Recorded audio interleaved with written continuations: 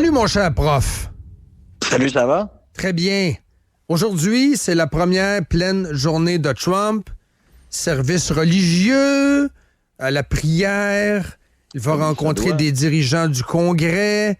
Et par la suite, stylo feutre, d'autres décrets visant à annuler des politiques de l'administration précédente et d'autres actions là, à prévoir. J'ai pas la liste. Mais hier, les stylos-feutres se sont fait aller. T'as vu ça, hein? Quand il a lancé ça dans la foule de l'Arena des Caps de Washington. C'était quand même rock, c'est le Trump Rock Show. La pile de décrets était assez grande, là. Il y avait beaucoup de choses à faire. Puis, il a annoncé, par exemple, le gel de l'aide internationale américaine pour 90 jours. Enfin, ça veut dire qu'il y aura plus rien qui va être versé à l'Ukraine là, pour au moins les 3 prochains mois. Donc, en tout cas, il fait ce qu'il a promis de faire, là. Puis, on va voir la suite. Mais, tu vois, moi, dans les derniers jours, je me suis intéressé au fond des choses plutôt que de toucher le fond en m'amusant à discuter là, du chapeau de Mélania, comme probablement l'ont fait les analystes insipides habituels hier qui se sont donné rendez-vous là, sur les chaînes grands médias. Moi, je me suis intéressé, puis je pense que c'est super important de le faire. Je me suis intéressé au projet politique, de la politique internationale de Donald Trump, parce qu'inévitablement, ça va avoir des impacts directs là, sur le Canada. Puis ça va bien au-delà là, de la menace des tarifs, d'imposer des tarifs douaniers de 25 %. Mais ça, pour bien comprendre là où Trump veut en venir, j'ai lu l'allocution de Marco Rubio de mercredi dernier devant le Sénat américain.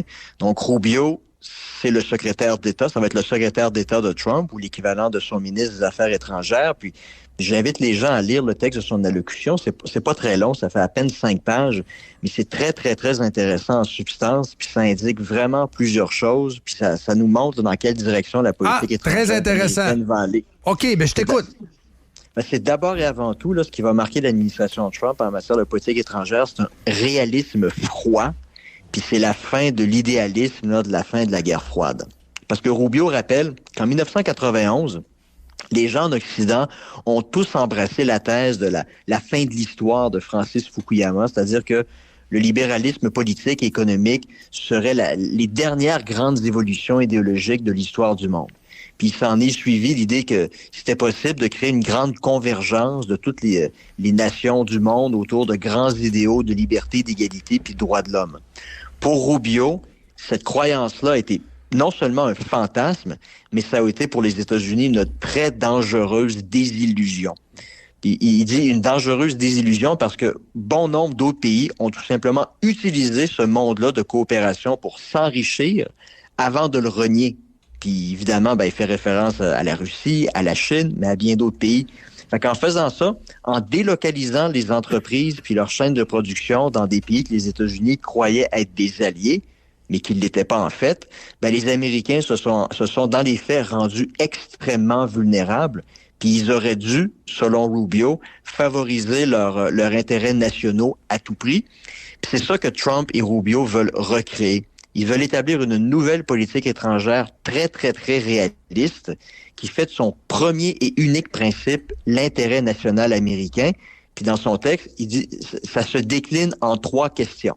Donc à chaque fois que les États-Unis vont être appelés à poser un geste à l'international, il va falloir répondre à ces 3 questions-là. Premièrement, est-ce que cette politique-là rend l'Amérique plus en sûreté?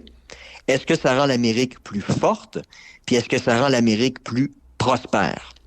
Fait quand on voit là, les menaces de tarifs douaniers, d'annexion du Groenland, à peu près la même chose du canal de Panama, il faut comprendre ces menaces-là ou ces blagues-là dans ce contexte-là. Comment tu l'as compris, le Panama? J'en ai pas parlé encore. Je sais que dans l'accord de transfert du Panama signé par Jimmy Carter, ce que je lisais comme analyse, c'est qu'il y a une disposition de cet accord-là qui dit que si les États-Unis estiment qu'elles sont maltraitées, pour quelque raison que ce soit, ils peuvent légalement reprendre le contrôle du canal. Oui. Tu sais, quand on regarde la géographie, menace sur le canal de Panama, menace sur le Canada, puis menace sur le Groenland. Ce qu'il faut comprendre ici, là, c'est les deux grandes voies de passage pour le commerce international entre l'Asie et l'Europe, c'est le passage du Nord-Ouest dans l'Arctique, qui est maintenant praticable à longueur d'année, et surtout le passage par le canal de Panama. Fait que ce que Trump est le message, en fait, Trump, il y a du premier degré puis il y a du second degré. Puis tous les analystes habituels, ils s'en tiennent juste au premier degré. Est-ce qu'il est sérieux? Puis ils en font même des sondages pour savoir si les gens sont prêts à être annexés par les États-Unis. Mais la véritable question, c'est par ces blagues-là, ces insultes-là, c'est quoi le fin fond de sa politique étrangère? Puis quand on regarde la géographie, reprendre le contrôle du passage du Nord-Ouest et reprendre le contrôle du canal de Panama, c'est couper les voies de passage du commerce chinois entre l'Asie vers l'Europe. C'est exactement ça qu'il veut faire. Ça, c'est quasiment une déclaration de guerre contre la Chine de manière interposée, par contre. Là. Les Chinois font exactement la même chose. Les Chinois construisent en mer de Chine des îles artificielles, donc ça crée des conflits avec les Philippines, le Vietnam, puis les autres pays de la région. Pourquoi? Parce qu'ils veulent s'installer dans cette voie de passage-là pour y contrôler le commerce maritime. Puis ils font exactement la même chose. Il y a un autre détroit, c'est le détroit de Malacca, en Indonésie, c'est à peu près 2-3 kilomètres de large. Là. Donc, vous imaginez facilement que si un bateau coule, il y a un naufrage, ça bloque à toute fin utile les exportations chinoises vers l'Afrique, vers l'Europe, par les voies maritimes. Donc, les Chinois font exactement la même chose. Trump est tout simplement en train de copier le réalisme des Russes puis le réalisme des Chinois. Puis il se dit, c'est le monde dans lequel on est appelé à vivre. C'est plus un monde de coopération où on se tient par la main puis on chante Kumbaya. C'est un monde où les puissances vont maintenant affirmer leur puissance par leur capacité à pouvoir contrôler des voies de passage, des lieux stratégiques. Puis surtout, c'est la raison pour laquelle il serait favorable à l'annexion du Groenland, des ressources stratégiques, des minerais rares absolument essentiels pour l'économie de demain. Moi, c'est ce qu'on est en train de voir se dessiner déjà depuis plusieurs années de la part des Russes, des Chinois, mais les Américains ont enfin compris le monde de 2025 dans lequel on vit. C'est pas un monde de gentils, c'est un monde un peu anarchique où on doit montrer nos gros bras et s'affirmer en tant que tel. Puis, c'est la raison pour laquelle Poutine, Xi Jinping puis Kim Jong-un d'une certaine façon, ont toujours manifesté du respect ou des égards par rapport à Trump parce qu'ils parlent leur langage. C'est un individu qui a compris la réalité du monde d'aujourd'hui.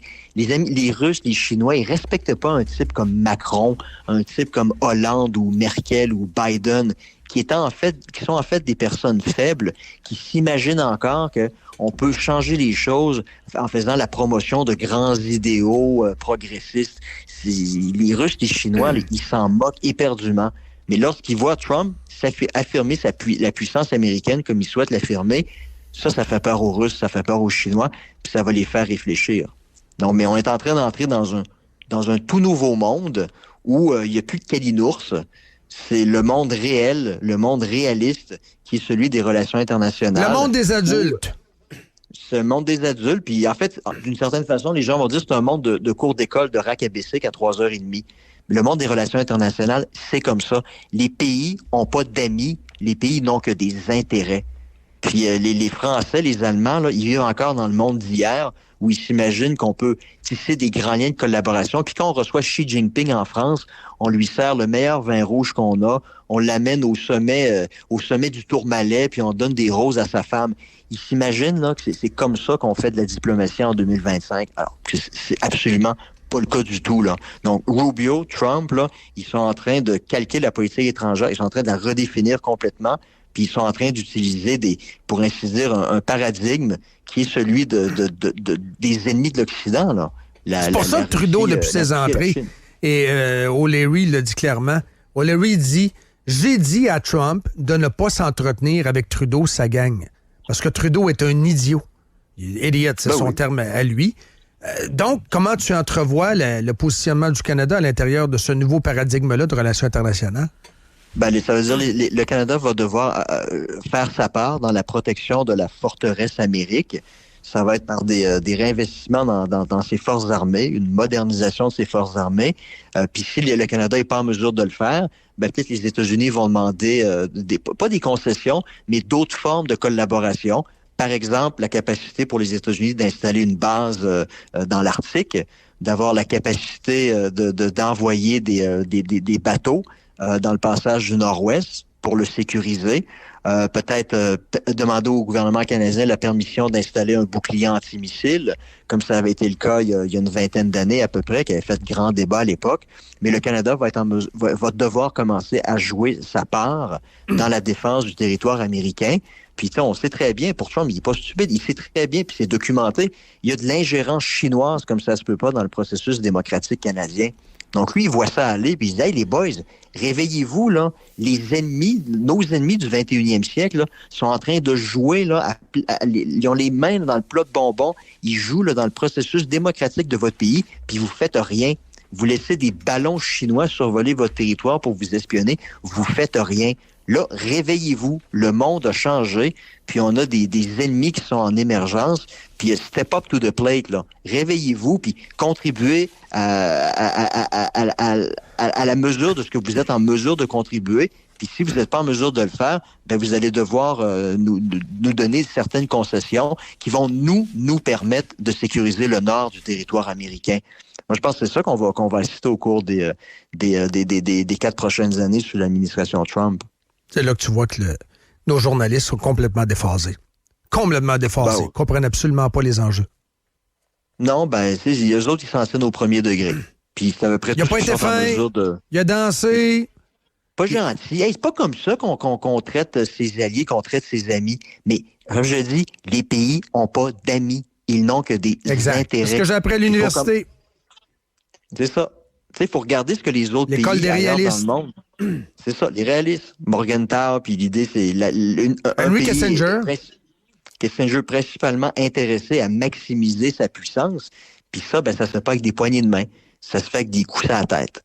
C'est ça le monde des relations internationales. C'est peut-être pas beau, mais c'est ça. C'est ça le monde des RI. Qu'on l'accepte, mais le Canada vit un peu dans une espèce de rêve, une désillusion idéaliste où on s'imagine encore une fois qu'on règle les problèmes en chantant Kumbaya puis autour d'un feu en se tenant par la main. Un gros hangover, le Canada, là. Un gros mal de bloc, là. Oui. Mais les politiciens, tu vois, ils sont pas prêts à accepter cette réalité-là, puis la population non plus, parce que la population est pas du tout informée sur la nature du monde dans lequel on vit, là. Tu sais, on est de retour dans les années 30. En Europe, là, on se dit non, ça peut pas se reproduire. Ben non, les choses vont évoluer différemment, puis c'est juste un moment passager, là. Ben, on a vu ce que ça a donné, hein, en 1939. C'est peut-être pas la direction dans laquelle on se dirige, mais ce que je veux dire par là, c'est que il va falloir qu'on accepte la réalité telle qu'elle est et qu'on accepte d'en tirer le maximum de ce qu'on peut en tirer et ne pas penser qu'on peut mettre de côté la réalité puis vivre dans un monde parallèle. Le monde post-national de Trudeau, où tout le monde est gentil avec des calinours, là, c'est pas le monde réel, là. C'est un fantasme. Oh oui, exact. À l'intérieur de ce paradigme-là, succinctement, je te lance Israël, l'Iran, la Chine, l'Ukraine, la Russie. Analyse ça à l'intérieur du nouveau paradigme. Comment risque de se comporter Trump?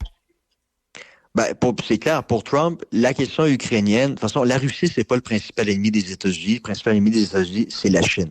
Donc, les 3 questions là, que Rubio a posées, est-ce que investir de l'argent puis envoyer de l'armement en Ukraine, ça va rendre l'Amérique plus en sûreté, la rendre plus forte puis la rendre plus prospère? Si la réponse à une de ces 3 questions-là, c'est non, ben c'est un désengagement complet. Puis après ça, les Européens, ils vont se retrouver le gros genre comme devant, dire mais là, faut que vous nous aidiez là, à défendre notre continent. Trump va dire ben le réalisme, mais écoutez, moi je vais pas aller faire le ménage chez vous là. C'est à vous de vous occuper de votre propre maison. Vous n'avez pas investi comme vous deviez investir dans votre système de défense depuis les 25-30 dernières années. Bon maintenant, assumez les conséquences. Puis l'Europe va être obligée là, de réinvestir massivement si effectivement ils considèrent que la Russie est une menace existentielle pour eux. C'est Israël. Ça qui va se produire. Israël, ben là, il y a l'accord de cessez-le-feu qui fait l'affaire d'à peu près tout le monde.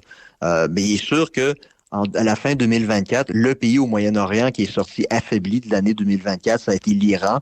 Ils ont perdu leurs 2 attaques contre Israël, ça a été des fiascos. Ils ont perdu leur rallye en Syrie qui leur permettait d'approvisionner leurs alliés du Hezbollah puis du Hamas via le territoire syrien. Ils sont plus en mesure de le faire. Donc, l'Iran est sorti affaibli de ce conflit-là. Je pense que de part et d'autre, les Israéliens qui menaient quand même une guerre contre la Hamas depuis 1 an et demi, ça les a aussi affaiblis. Leur armée a besoin de repos, ils ont besoin de se refaire. Donc, c'est un cessez-le-feu momentané, mais il faut pas se berner d'illusions, là. Dans 2-3 ans, le Hamas, le Hezbollah vont se refaire des forces, puis ils vont à nouveau réattaquer Israël avec l'aide de l'Iran, là. Ça, c'est un cycle infernal qui se terminera jamais, là. Et le Québec, là-dedans, la souveraineté du Québec, t'en parles pas du Québec? Je veux même pas entrer dans ce débat-là parce que c'est tellement surréaliste, là.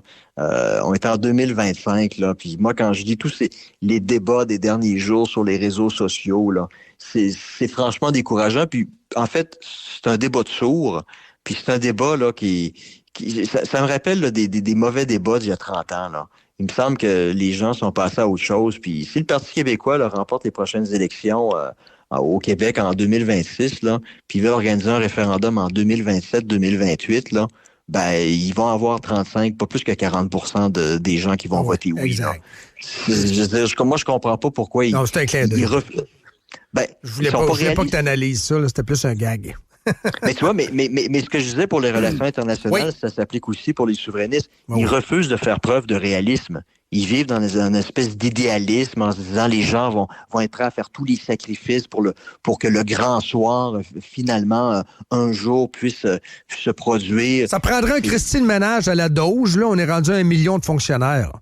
Les fonctionnaires, le nombre a explosé depuis 88 de 200%, alors que la population a augmenté de 38%. Puis en prime, PSPP affirme se montrer ouvert à recaser les fonctionnaires fédéraux dans l'éventualité d'un Québec indépendant. Et on est contrôlé par des trolls étrangers aussi. Garde ça en tête. Oui. Garde ça en tête. Tu sais, j'ai hâte, là, c'est déjà presque la fin du mois, j'ai hâte dans 10 jours là, que le Kremlin me verse mon 50 000 $ en crypto-monnaie pour que je continue à faire le troll sur les réseaux sociaux contre le PQ. Là. Très bon. Merci beaucoup, prof. On doit se laisser. Frank aussi, là, il attend son chèque. C'est sûr. Et juste pour aviser les gens, t'as pas de dentier, tu zézayes pas, tu t'es pas fait limer les dents par le KGB. Non, c'est juste qu'on te parle sur Messenger, ça fait ça. C'est un truc technique, là, tout simplement. Les gens se posent la question, comment ça qu'ils essayent, qu'ils azotent? J'ai pas une grosse lampe là, d'en face avec Boris 250 livres qui me menace. Non, c'est ça. Ça n'existe pas. Hey, merci beaucoup, prof. Très intéressant ce matin. Bonne journée. Ciao. Bye.